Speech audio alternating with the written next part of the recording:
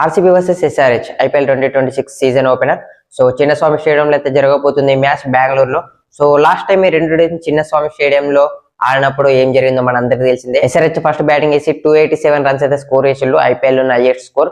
దాన్ని చేజ్ చేస్తూ RCB 262 runs అయితే స్కోర్ చేసిళ్ళు, చేజింగ్ లో జాయింట్ హైయెస్ట్ అని చెప్పొచ్చు. అదైతే సో అంత విధ్వంసం అయితే సృష్టించిన ఈ రెండు టీమ్స్ లాస్ట్ టైం ఆడినప్పుడు ఇదే స్టేడియంలో.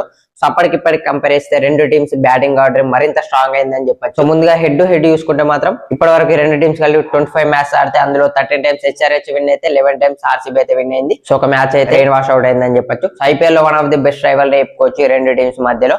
సో టీమ్స్ మధ్యలో గాను ఫ్యాన్స్ మధ్యలో కూడా మంచి రైవల్ అయితే ఉంటది. రెండు టీమ్స్ కి బౌలింగ్ లో కొన్ని ప్రాబ్లమ్స్ అయితే ఉన్నాయని చెప్పొచ్చు.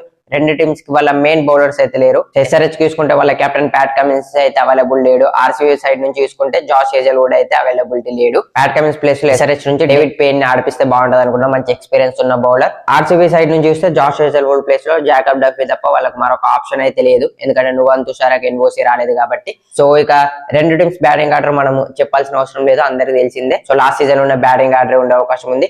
సో ఎస్ఆర్హెచ్ కి అయితే నెంబర్ 5 లో లియామ్ లివింగ్స్టోన్ ఆడిపిస్తే బాగుంటది అనుకున్నా. ఆర్సీబీ నుంచి బయటకు వచ్చిన ప్లేయర్స్ ఆర్సీబీ మీద బాగా ఆడడం అనేది తరతరాలుగా వస్తున్న ఆనవాయితీ అని చెప్పొచ్చు. సో లియామ్ లివింగ్స్టోన్ ఎలా పర్ఫార్మ్ చేస్తాడు చూడాలి ఈ మ్యాచ్ లో అయితే. ఇక ఆర్సీబీకి చూసుకుంటే నెంబర్ 3 లో దేవదత్ పడికల్ ఆడతాడా, వెంకటేష్ అయ్యర్ ఆడతాడని ఒక కన్ఫ్యూజన్ అవుతుంది. నేనైతే వెంకటేష్ అయ్యర్ ఆడిపిస్తే బాగుంటది అనుకున్నా, ఎందుకంటే వెంకటేష్ అయ్యర్కి ఎస్ఆర్హెచ్ మీద చాలా మంచి స్టాట్స్ అయితే ఉన్నాయి.